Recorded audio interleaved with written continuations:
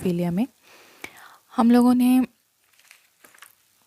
Biological perception start किया हुआ है, उसका एक बड़ा पोर्शन हम कवर कर चुके हैं। आज हम इसको कंटिन्यू करते हुए नर्वस सिस्टम के बारे में पढ़ेंगे।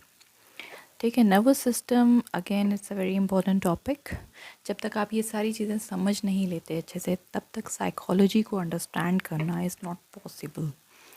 इसीलिए मैंने बेसिक से शुरू किया है। We are studying the basics of the psychology so that we can understand the advance things. ठीक है, सो ज़्यादा टाइम ना वेस्ट करते हुए लेट्स स्टार्ट। ये मैंने फिगर में, जैसा कि आप सब देख सकते हैं, it's an overview of the nervous system. Nervous system जो है दैट इज़ डिवाइडेड इनटू, जैसा कि आप फिगर में देख रहे हैं, central nervous system and peripheral nervous system, CNS and PNS।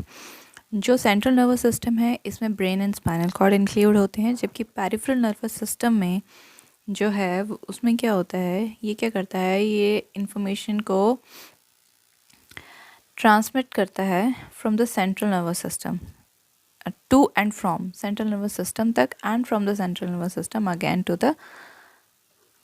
ठीक है, तो जो ब्रेन और स्पाइनल कॉर्ड है, जो ब्रेन है it's a very important part of our body. It interprets and stores information and sends orders to muscles, glands and organs to function. Okay, और जो spinal cord है, it is a pathway. एक ऐसा pathway है which does what? It connect the brain and the peripheral nervous system, दोनों को connect करता है। ओके, और जो पेरिफेरल नर्वस सिस्टम है, जैसा कि आप देख रहे हैं पिक्चर में, again it is divided into two portions, autonomic nervous system and somatic nervous system. Autonomically regulates it, ANS जो है, it automatically regulates what? Glands, internal organs and blood vessels, pupil dilation, digestion and blood pressure. Detail हम इसकी बाद में पढ़ेंगे। I am just giving an overview. Okay, try to understand what I'm saying. I'm just giving you a brief introduction of the nervous system.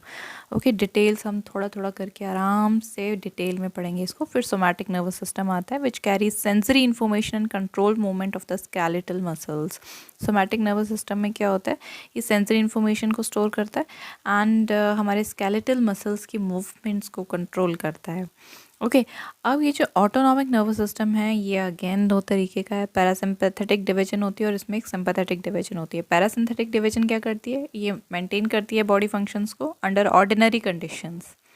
ठीक है, और हमारे energy को सेव करती है। जबकि सिंपैथेटिक नर्वस सिस्टम क्या करता है, बॉडी को प्रिपेयर करता है to react and expend energy in times of stress.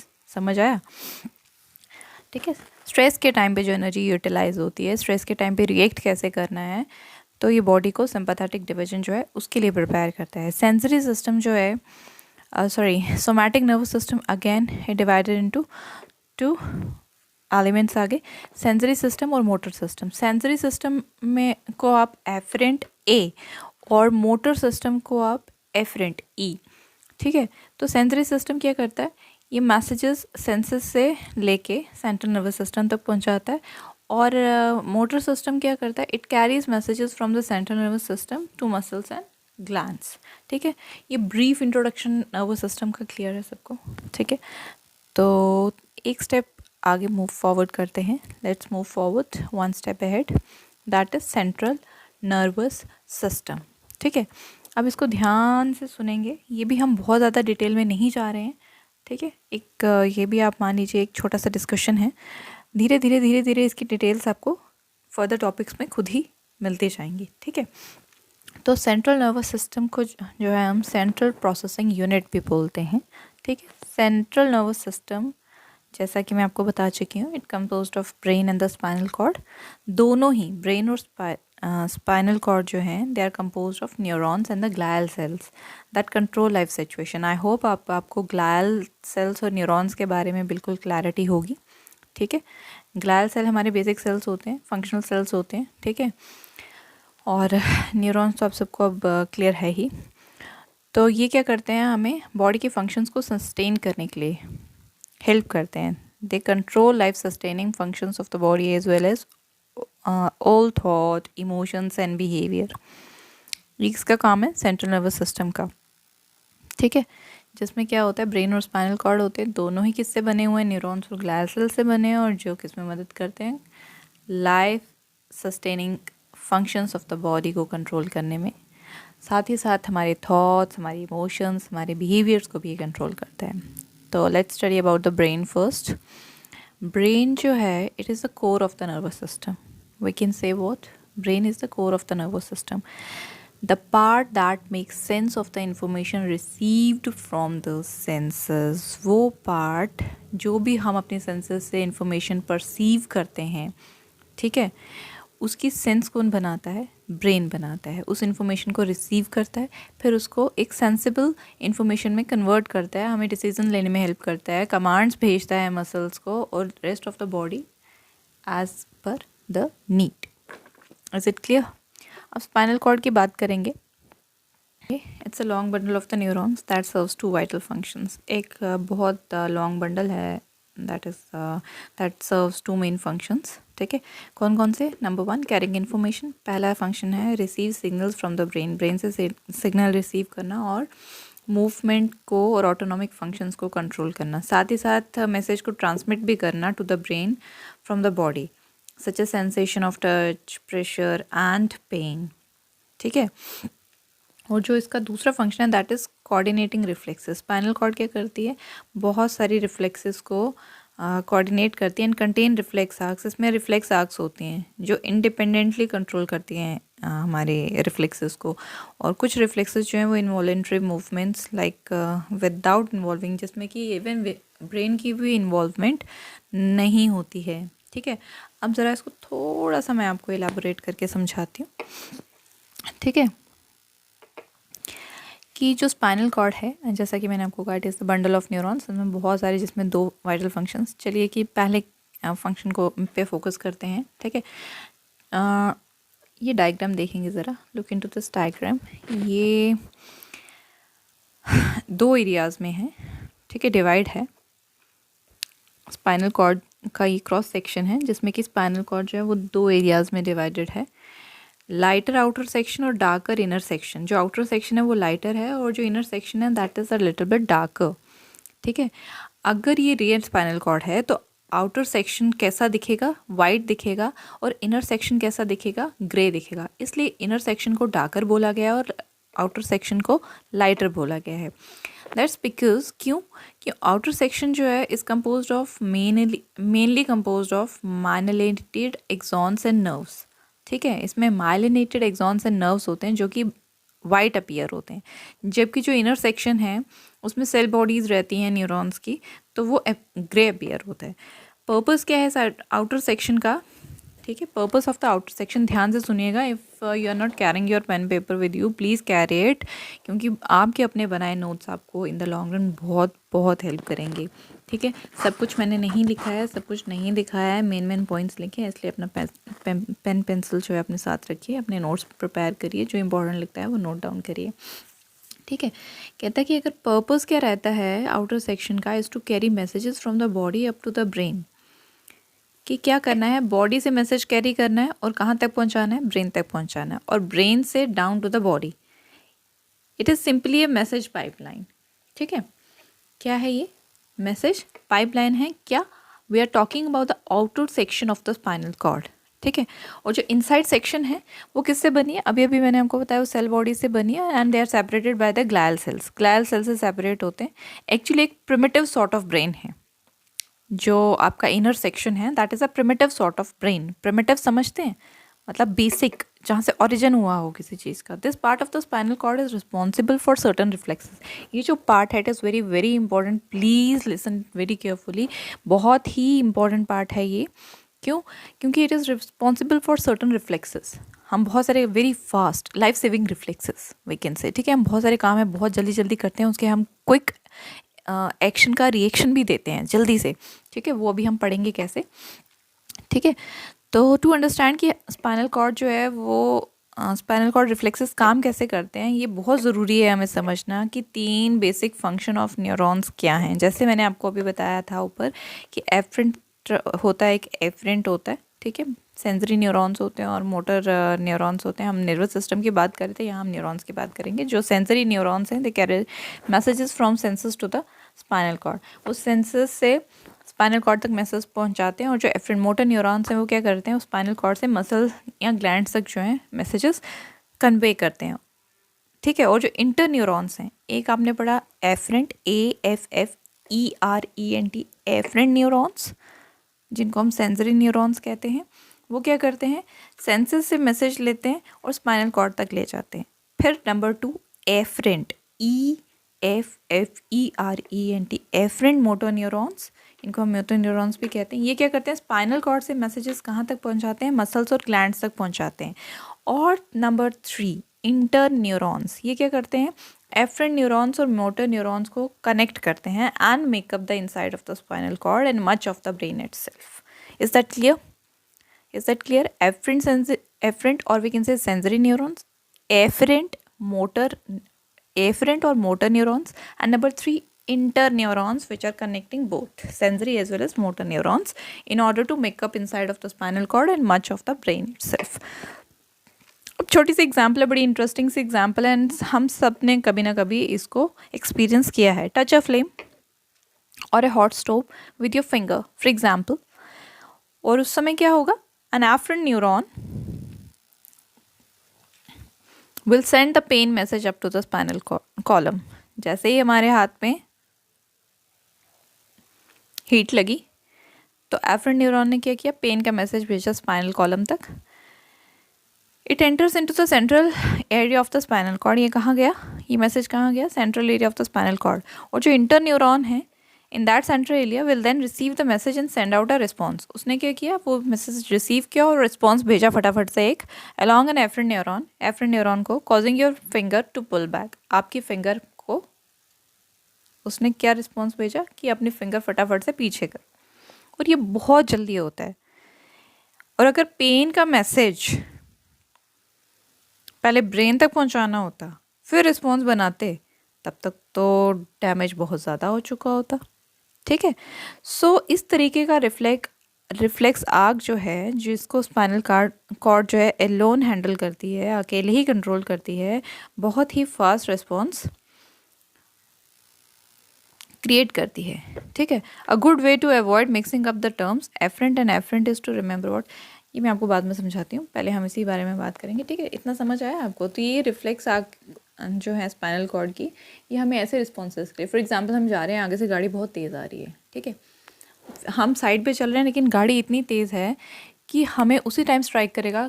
गाड़ी जो भी आपकी कार आ रही है, कोई बाइसिकल आ रही है, सॉरी बाइक आ रही है, कार आ रही है, कुछ भी आ रहा है, स्कूटर आ रहा है, तो बहुत तेज़ आ रहा है, तो आपको जो रिफ्लेक्स आएगा वो क्या आएगा, आप साइड पे हैं, आप और साइड चले जाएंगे in order to save yourself. ठीक है, तो ये छोटी छोटी फास्ट एक्शंस जो हैं, it is controlled by the spinal cord, जिसमें कि ब्रेन की भी इन्वॉल्वमेंट नहीं होती है। अब एफरेंट और एफरेंट में प्लीज़ कंफ्यूज ना होइएगा, इसको ऐसे समझिएगा, एफरेंट जो है that is efferent neurons access से समझिए इसको, और एफरेंट न्यूरॉन एग्जिट से समझिएगा। एफरेंट जो न्यूरॉन्स है उनका क्या काम है, to access the spinal cord, और एफरेंट का क्या काम है, to again to exit the spinal cord and reach where the message should reach. ठीक है, ईदर ग्लैंड्स और whatever it may be. Okay, diagram से समझ आया आपको फायर कहाँ से गया और ये सारा पाथवे, इसको बड़े ध्यान से एक बार आप देख लीजिए। ठीक है, take your time, I will give you 30 seconds, just have a look in this diagram. ठीक है, फ्लेम स्टिमुलेट हुई, ब्रेन रिसेप्टर हुआ, फिर नंबर 2 क्या हुआ, सेंसरी न्यूरॉन एक्साइट हो गए, इंटर न्यूरॉन्स ने dorsal grey portion of the spinal, फिर सेंसरी न्यूरॉन्स हैं, फिर वो इंटर न्यूरॉन्स एक्साइट हो गए, फिर न्यूरॉन्स ने वेंट्रल ग्रे पोर्शन है जो that is of the spinal cord, फिर motor nerves exit the spinal cord, excite the muscle and initiate the movement. समझ आया कि फिंगर पीछे खींच लेने का। Is that clear? ओके, अब इसके बाद क्या हुआ, दिस इज यहाँ पे का स्टोरी ख़त्म नहीं होती, इसके बाद भी थोड़ा कुछ है। उसके बाद क्या होगा, पेन मैसेज इवेंचुअली कहाँ जाएगा, ब्रेन तक जाएगा। ये नहीं है कि यहीं कहानी ख़त्म हो गई, no, eventually finally it will go where, it will go to the brain where other motor responses may be triggered. दूसरे मोटर रिस्पॉन्सेस ट्रिगर होंगे, जैसे ouch, putting the finger in your mouth and etcetera etcetera. इतना समझ में आया? ठीक है, reflex arc spinal cord का आपको समझ में आया। सो अब हम बात करेंगे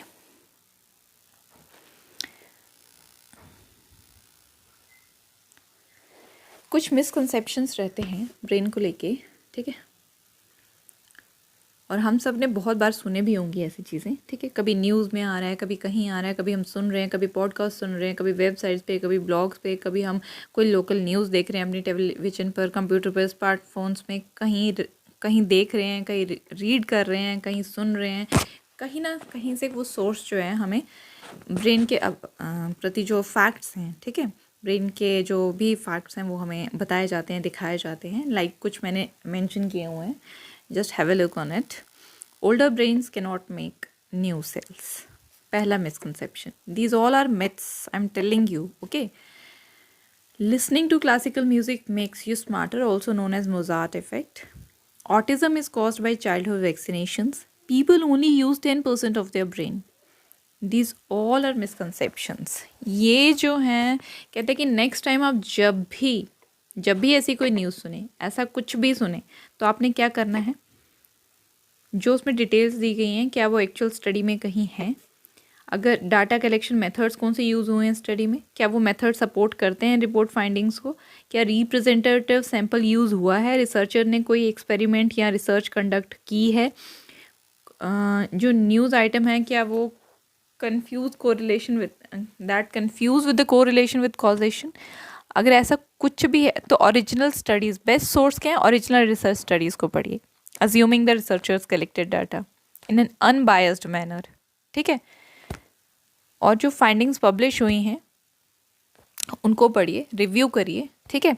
और जो सबसे रिलायबल यूज़फुल वेबसाइट्स हैं, अगर आपने चेक करना है कि वेदर द पर्टिकुलर रिपोर्ट और न्यूज़ और fact whatever you have heard और सीन, और ठीक है, इज़ इट करेक्ट और not, you have to go where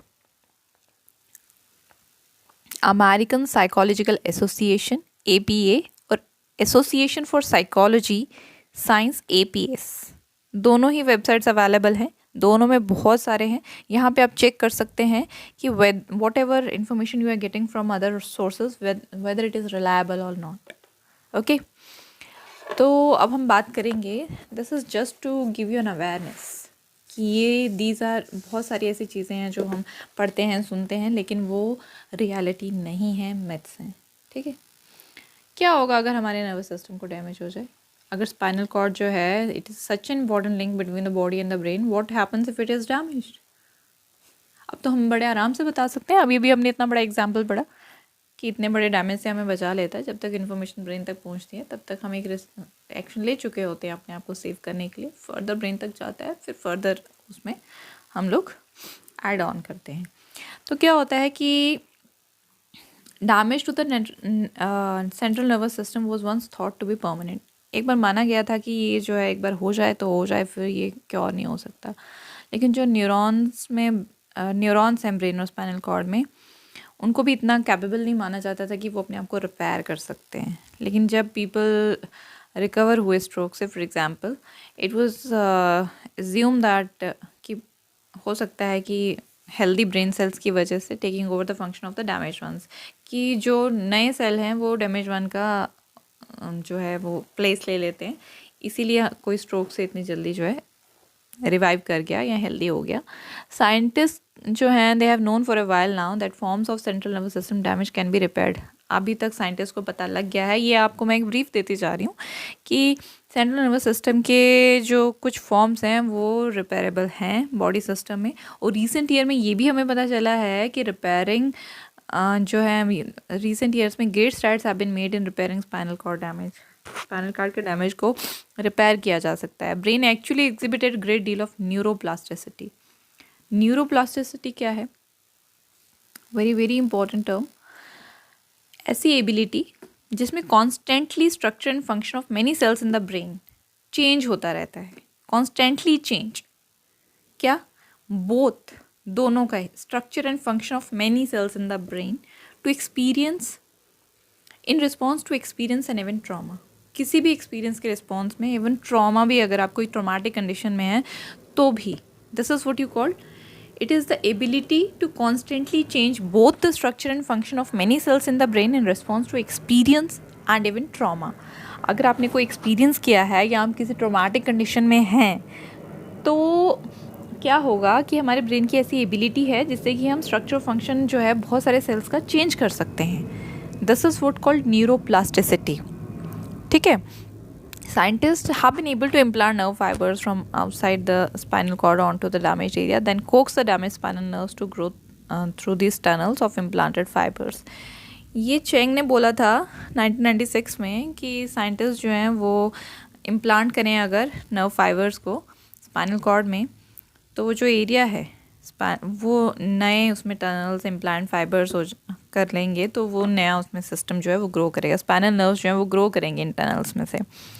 researchers also examining the effect of implanting Schwann cells from peripheral nervous system. Researcher भी ये कोशिश कर रहे हैं, फाइंड आउट करने की कोशिश कर रहे हैं कि अगर हम श्वान सेल को इम्प्लांट करने की कोशिश करें, ठीक है, पेरिफेरल नर्वस सिस्टम से to the central nervous system to aid in treating spinal cord injuries को ट्रीट करने के लिए. ब्रेन जो है, ये डेंग ने बोला था 2013 में, ब्रेन जो है can change it self quite a bit by adapting neurons to serve new functions when old neurons die or damaged. जब न्यूरॉन्स जो है, ओल्ड न्यूरॉन्स जो है डाई हो जाते हैं, डैमेज हो जाते हैं, तो ब्रेन जो है वो थोड़ा सा चेंज हो जाता है खुद ही. ठीक है. न्यूरॉन्स को नए फंक्शंस में मोल्ड करना शुरू कर देता है. डेंड्राइट्स ग्रो होते हैं, न्यू साइनेप्सेस बनती हैं, एटलीस्ट कुछ एरिया ऑफ जो ब्रेन का है. People learn new things through out their life. Through out ये प्रोसेसेस थ्रू आउट लाइफ चलते रहते हैं. ये कभी नेवर एंडिंग है. जब तक अगर हम हैं तब तक ये प्रोसेसेस चलते रहते हैं और ब्रेन उन चीज़ों को, इन प्रोसेसेस को अडेप्ट करता जाता है, इन चेंजेस को अडेप्ट करता जाता है और नई नई चीज़ें सीखता जाता है, कॉन्स्टेंटली ऐड ऑन होता जाता है. ठीक है. अब रिसर्चर्स जो हैं वो ब्रेन को भी नए नए तरीके ढूंढने की, we can even repair the brain. एक एवेन्यू है रिसर्च का ऐसा इन्वॉल्व किया. साइंटिस्ट ने इन्वेस्टिगेशन कर रहे हैं कि स्टेम सेल्स को ट्रांसप्लांट करने की पॉसिबिलिटी को पर रिसर्च चल रही है. ठीक है. जिससे क्या होगा कि डैमेज और स्कार्ड जो ब्रेन टिश्यूज़ हैं उनको रिपेयर किया जा सके. तो ठीक है. ये था आज का डिस्कशन. देखिए कितनी सारी रिसर्चेस हो रही हैं, कितना कुछ हो रहा है, नई नई चीज़ों पर काम चल रहा है. हमने कितना कुछ पढ़ लिया इस वीडियो में कि स्पाइनल कॉर्ड कैसे है, सेंट्रल नर्वस सिस्टम में क्या है, ब्रेन कैसे काम कर रहा है, स्पाइनल कॉर्ड का रिफ्लेक्स कितना बड़ा मेजर फंक्शन है, क्या होगा अगर स्पाइनल कॉर्ड को. ठीक है. तो होप आपको ये सारी चीज़ों की क्लैरिटी होगी. Thanks for the today's video. Next video में हम पेरिफेरल नर्वस सिस्टम को डिस्कस करेंगे. Thanks for watching.